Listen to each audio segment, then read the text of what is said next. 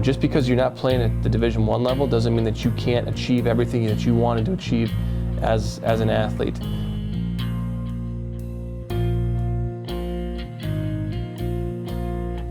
What drives me to keep playing and to not give my sport up is just the fact that I'm young, and someday I'm not going to have the ability to walk out onto the basketball floor with 20 of my closest friends and do something that I and ultimately we love to do together.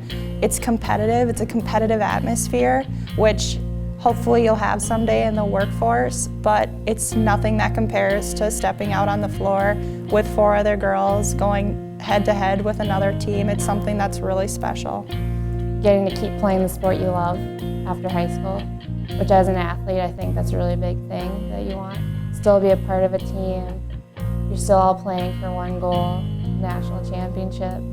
Just having that competitiveness still in your life, waking up early, going to practice. Just not having to give up the sport right away. It's important to me because I've worked my whole life to get to this point as far as playing college baseball, and it gives me the opportunity to do so. My dad wanted me to play, that's what I love doing, so I'm happy to do it for him, and it's important for him.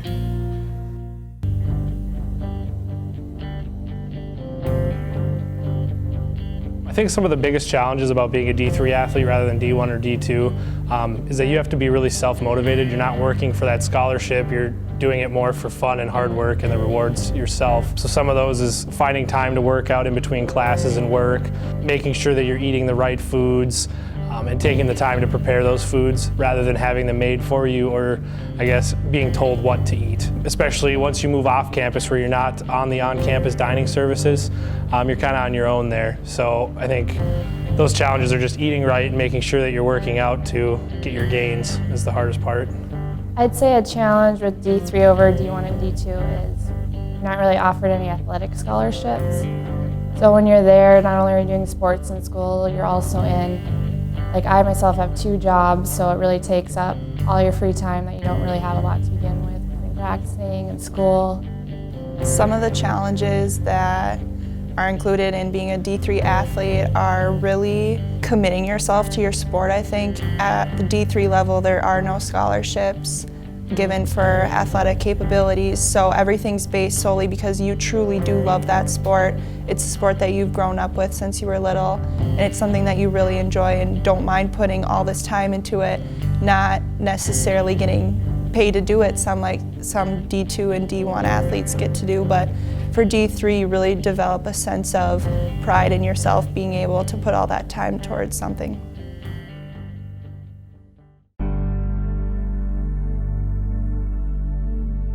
The biggest reward is working with the student athletes, no question. I think that we attract a certain type of student athlete in any Division III institution, especially at UW Superior. I think we've always been able to find good young people to work with on our side. With guys that want to come in and they want to be a part of something bigger than themselves, really give back to the program while they're here and then afterward as well, and just working with good young men and being able to be an influence in their lives.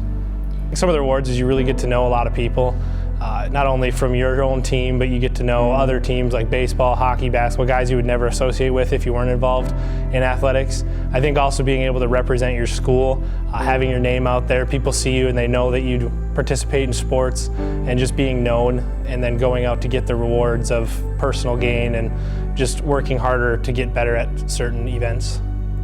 The sense of community within the D3 school itself here at the University of Wisconsin-Superior, I've really been able to develop a friendship with my teammates, my peers, and some of the faculty as well, being able to get to know them on a personal level outside of the classroom, outside of the basketball court.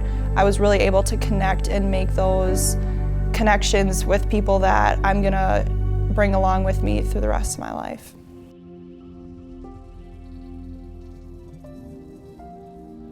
D3 is important because it keeps developing players. It gives them time to focus their skills more and make it better so they can make it farther in D2 or D1.